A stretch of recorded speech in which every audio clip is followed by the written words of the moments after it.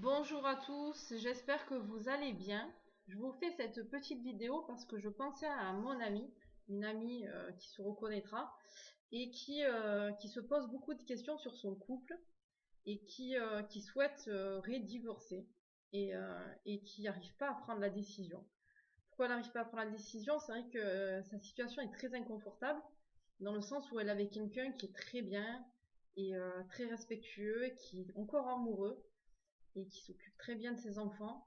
Donc c'est très dur quand on est dans ces situations-là parce qu'on n'a pas envie de faire souffrir l'autre et on se demande tout le temps si on fait le bon choix. Je l'ai écouté, j'ai écouté ce qu'elle m'a dit et c'est vrai que je comprends tout à fait sa difficulté, ses blocages et le fait que pas qu'elle hésite parce qu'au fond d'elle c'est sûr, c'est clair, c'est limpide quand elle me parle, mais par contre, qu'elle ait beaucoup de mal à faire cet acte de divorce, hein, de séparation. Pourquoi on a du mal aussi? C'est parce que on se projette dans l'avenir et on se demande comment on va faire pour tout ce qui va se passer derrière. On gamberge énormément sur le futur en fait. Et en fait, en se mettant toutes ces peurs, d'un coup, ben, elle se remet dans sa situation, hein, ce qu'on appelle la zone de confort. Hein. Je ferai peut-être une vidéo sur la zone de confort pour vous faire comprendre un petit peu ce qu'il en est. Mais dans les grandes lignes, c'est une zone dans laquelle on est inconfortable, mais dans laquelle on est habitué à être. Donc on connaît. Et tout ce qu'on ne connaît pas nous fait peur. Donc c'est pour ça qu'on a du mal à sortir de cette zone et qu'on l'appelle la zone de confort. Mais je comprends tout à fait qu'elle ait du mal à le faire. Hein, ça c'est vrai que c'est dur, ça fait du mal, on n'a pas envie de voir le conjoint souffrir. Et surtout quand c'est quelqu'un de bien, de respectueux, d'aimant et qui nous a aidés et accompagnés pendant tant d'années. Voilà. Donc, mais ce que je veux que vous précise un petit peu parce que il y en a beaucoup qui mettent cette notion d'égoïsme parce qu'on voit beaucoup de séparation et de divorce en ce moment. Et beaucoup diront vous êtes égoïste parce que vous pensez qu'à vous et vous ne pensez pas au mal que vous faites à vos enfants. Alors là, je pense qu'il y a une petite intervention à faire. Moi, j'aimerais bien que ces gens-là se posent la question de se demander quel modèle on apporte aux enfants en restant dans un couple où il n'y a plus d'amour, où il y a des disputes, ou parfois même de la violence, où il y a de l'ignorance entre le père et la mère. Je pense que ça, par contre, ça peut être très néfaste pour l'évolution de l'enfant. Hein, il va conceptualiser, il va modéliser son schéma parental. Et du coup, ça, c'est encore plus dangereux, je pense, finalement, que un couple qui se sépare en bons termes. Voilà. Hein, c'est vraiment ça qu'il faut garder à l'esprit, c'est-à-dire quelle image vous voulez que votre enfant ait plus tard de votre relation amoureuse. Donc moi, personnellement, j'ai vu mes parents s'épanouir et être amoureux dans mon enfance, donc en ça, j'ai aucun problème avec cette notion de rester. Et si leur amour tient aujourd'hui, bien sûr que c'est ce qu'il y a de mieux pour les enfants. Mais là, si c'est plus le cas, je veux dire, quel intérêt il y a, hein, à vous être malheureux, alors que ce soit le mari ou la femme, hein, d'accord? Mais quand il n'y a plus d'amour, c'est vrai que c'est dur à accepter, hein, c'est dur à vivre, on est parti pour la vie, mais à un moment donné, l'homme ou la femme ne ressent plus cet amour qui s'est éteint. Il y a quelque chose qui fait que, voilà, on n'en peut plus une situation. Alors des fois, il y a des crises, hein, je comprends, hein, il ne faut pas tout mettre dans le même panier. Mais par moment, on a ce truc qui se passe, qui arrive et qu'on ressent à l'intérieur de nous. Et notre petite voix qui nous dit, voilà, c'est fini, là l'histoire, il faut qu'elle s'arrête. On n'est plus sur le bon chemin. Il faut changer de trajectoire. Alors ça fait peur. C'est vrai que ça refait sortir toutes nos peurs d'enfance, hein, toutes nos blessures émotionnelles. Alors, plus ceux qui ont vécu l'abandon, le rejet, l'humiliation, la trahison, enfin, voilà, toutes les blessures d'enfance qui ressortent. Mais à un moment donné, il faut savoir ce qu'on veut si on n'est plus bien dans cette situation-là. Pour moi, il est mieux pour les enfants et pour soi-même, déjà pour soi-même, d'en sortir. Parce que si vous restez 20 ans dans cette situation-là, vous allez être un parent malheureux, triste, aigri. Et c'est ça que vont retenir vos enfants, finalement. Ils vont avoir cette idée de vous, en tant que mère, je m'adresse à la mère parce que je pense à mon ami, mais ils vont retenir cette notion-là de vous. Alors, qu'est-ce que vous voulez donner comme image de vous à vos enfants? Est-ce que vous avez envie donner de l'amour, de la joie, être heureuse, donner de la lumière, ben, vraiment, qu'est-ce que vous voulez? Parce que rester dans cette situation-là vous apportera pas ça. Hein, voilà. Et qu'est-ce qu'ils vont faire les enfants? C'est des éponges, ils vont absorber toutes vos émotions. Et en plus, si vous êtes dans une relation conflictuelle où il y a des disputes, ils vont absorber les disputes des parents. Donc honnêtement, je ne vois pas l'intérêt. Puis vraiment aussi, posez-vous la question, si mon fils ou ma fille vivait cette situation-là. Hein, moi, très honnêtement, je me dis, dans 20 ans, ma fille se marie, et dans 20 ans, elle vient me voir, enfin dans 30 ans plutôt, tant qu'elle se marie, elle vient me voir, voilà, j'ai 80 ans, maman, tu sais, ça fait 20 ans, je suis malheureuse avec Kevin, voilà, mais je reste. Maman, je reste parce que toi, tu t'es sacrifiée, maman, et je suis malheureuse, hein, mais je reste. Je reste parce que toi, tu as eu la force de rester, le courage, et pour toi, je vais rester. Voilà. Honnêtement, si elle me sort ça, mais elle va me crever le cœur. Hein. Elle va me crever le cœur. Voilà. Hein, parce que nous, en tant que parents, on veut le bonheur de nos enfants. Hein. Il faut savoir que l'inverse marche aussi. Hein. Nos enfants veulent notre bonheur. Ils seraient épanouis aussi s'ils voyaient des parents épanouis. Hein. Mais voilà, elle me crèverait le cœur si elle me disait ça.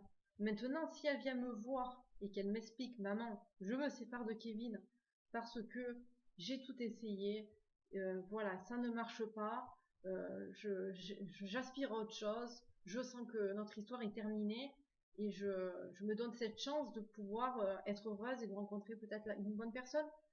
Voilà. Eh bien, honnêtement, voilà, je serai libérée.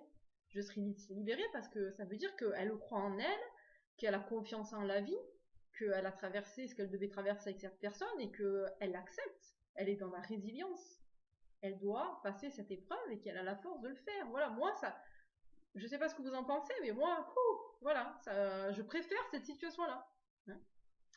Puis il faut penser aussi, quand bien même que si vous restez dans cette situation-là, pendant 20 ans, hein, dans laquelle il va y avoir des disputes, des conflits, des désamours, etc., et que vous serrez les dents pour vos enfants, non seulement vous n'allez jamais être heureuse finalement en amour, hein, voilà, vous vous condamnez, vous vous sacrifiez, et vous prenez le risque aussi que votre enfant, dans 20 ans, vous lui dites, sous le coup de la frustration, hein, ah mais tu sais, moi je suis restée avec toi pour ton père, hein, ça n'a pas été rose et je l'aimais plus et pourtant je suis restée pour vous. Hein.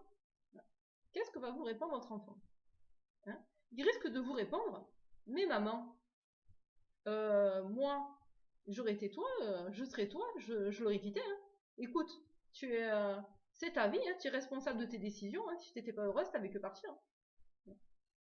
Donc, quand vous allez vous prendre ça dans la figure, je pense que ça va être très dur.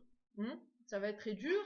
Et en plus, voilà, vous allez vraiment avoir la culpabilité de vous, ce que vous êtes sacrifié finalement. Et puis, vos enfants qui vont vous envoyer à la figure, finalement, tu aurais dû faire ce que tu avais à faire, puisque si c'est pour être comme ça, non seulement on t'a supporté malheureuse et aigrie, et en plus tu nous envoies la figure que c'est notre faute.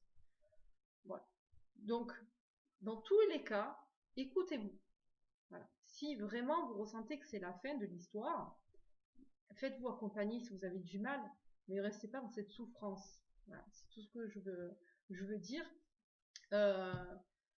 Voilà, montrer que le bonheur est possible à vos enfants aussi. C'est fini ça de se sacrifier, cette notion de sacrifice. C'était bon dans les générations antérieures, hein, avec nos grands-parents qui se sacrifiaient. Ok, maintenant, je pense qu'on a fini avec cette notion de sacrifice. Faut quand même remettre les choses dans son contexte. Aujourd'hui, c'est plus le cas. Il y a peu de personnes qui veulent se sacrifier et peut-être que finalement c'est pas une mauvaise chose, hein, parce que peut-être que ces personnes qui se sont sacrifiées, elles ont beaucoup de regrets. Donc finalement, ce qui est important, c'est de finir ce qu'il y a à finir quand il le faut et le finir proprement, correctement, dans l'amour et le respect. Je pense que ça c'est vraiment essentiel. Par contre, si vous êtes dans cette situation-là de séparation, de divorce, c'est vraiment essayer de garder, et je sais que c'est dur, mais cette cohésion, cette entente et cet amour que vous avez partagé, non seulement il est beau, il faut quand même avoir cette conscience de ça, que vous avez de la chance de vivre cette histoire, mais que pour une raison X ou Y, elle doit se terminer, mais que ça n'empêche pas que le père et la mère peuvent continuer à s'aimer plus dans l'amour du couple, mais dans cette parentalité. Hein, pourquoi pas continuer à s'épauler, à se soutenir, à être là l'un pour l'autre et pour les enfants, parce que vous avez eu des enfants ensemble, et ça c'est la plus belle chose au monde, vos enfants. Hein, et ça les protégera énormément de savoir qu'ils peuvent encore compter sur l'un ou sur l'autre, mais que aussi les deux s'entendent et se respectent et qu'il y a de l'amour. C'est surtout ça qu'il faut privilégier en fait.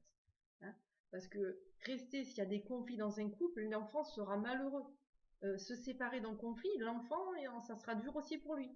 Maintenant, une séparation qui se fait correctement, dans le bien-être, dans le respect de tous, c'est surtout ça qu'il faut privilégier. Hein. Voilà, moi je trouve que soit vous restez en couple parce que votre couple fonctionne, vous êtes heureux, épanoui et les enfants le seront aussi, soit si c'est pas le cas, il faut se séparer en essayant de rester en cohésion et dans un certain respect et amour, quoi, pour que les enfants ils continuent à être portés et sentent que cette union elle existe encore dans la parentalité, hein, surtout, hein, qu'ils ont ce soutien.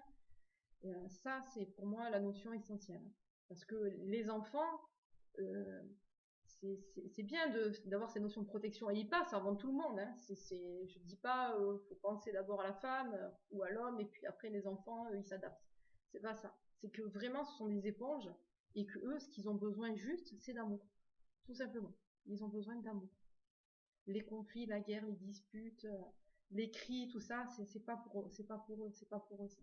Voilà. Donc, quelle que soit votre situation de couple et ce que vous voulez faire dans le futur, restez surtout dans quelque chose de sain, de jovial, de quelque chose de pur, voilà, qui amène une certaine de bonnes ondes et de bonnes énergies aux enfants, qui puissent s'élever, qui puissent avoir un modèle de couple, même si vous êtes séparés, mais quelque chose de voilà qui les porte. Et voilà, essayez de vous mettre à leur place et surtout apportez-leur de l'amour.